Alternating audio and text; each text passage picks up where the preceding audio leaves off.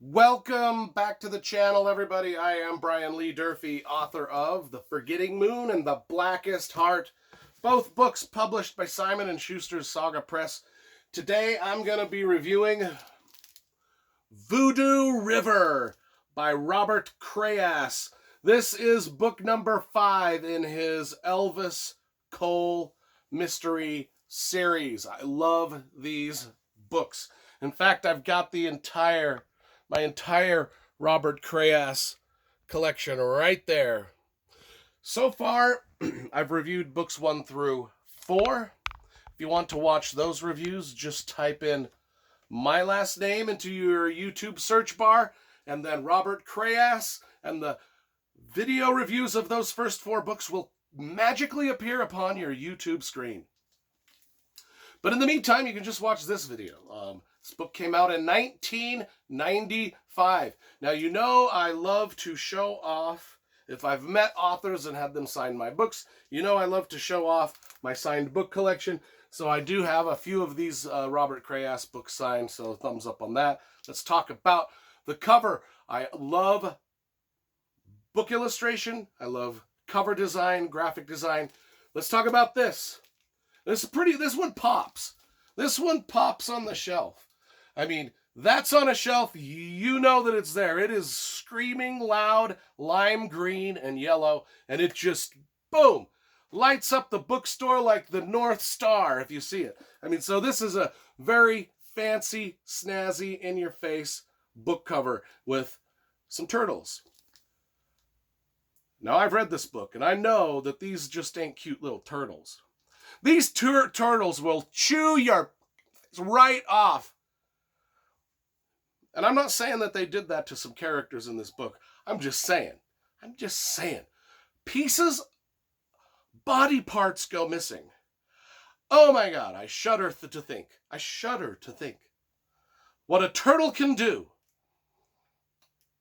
if it's a big enough turtle to reach and you step out the bathtub naked. Oh my God.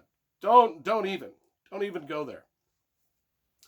Anyway, this book, Elvis Cole, hard-boiled mystery novel, starts out, every Elvis Cole novel starts out with him in his office, and somebody's coming into his office, and I got an investigation for you to do, because he's a PI, he's a private investigator, right?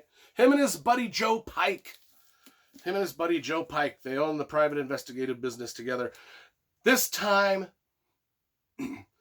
he goes back to the movie stars. You know, in one of the previous books, there was a very famous Hollywood movie director that had him do an investigation.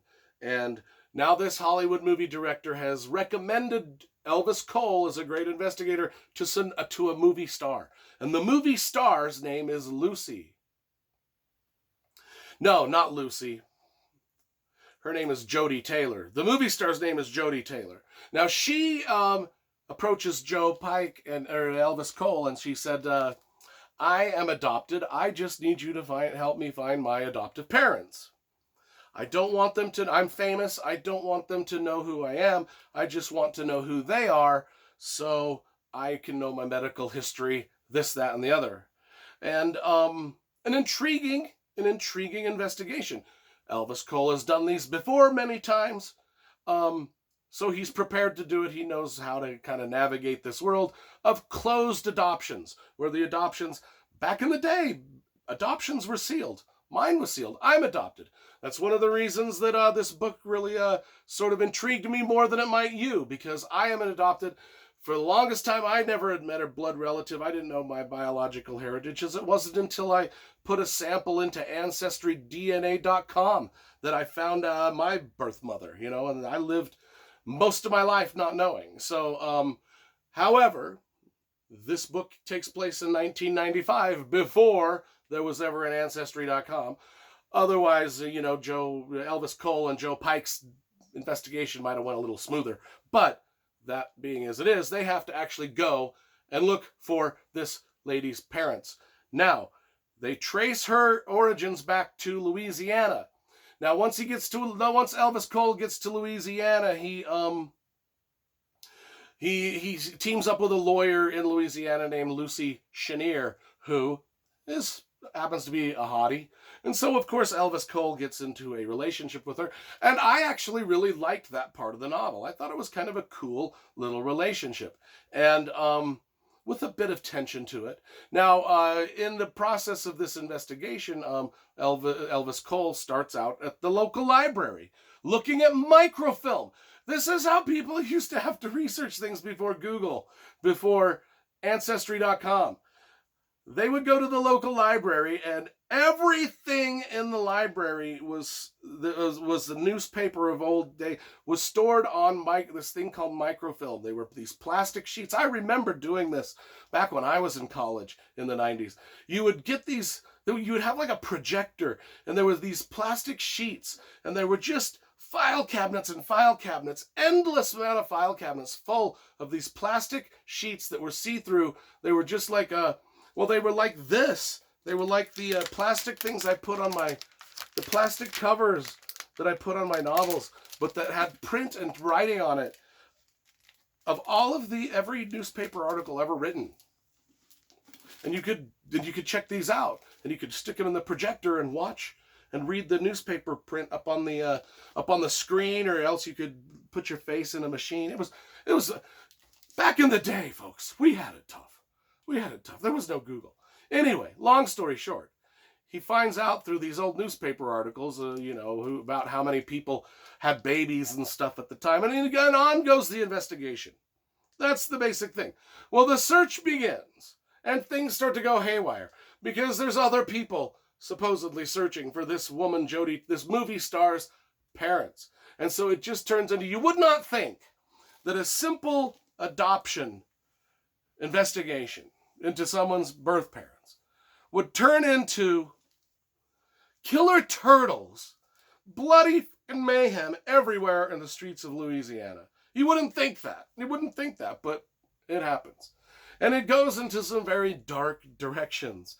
And turns out that the movie star, that she might not have been on the up and up. That's all I'm going to say about that.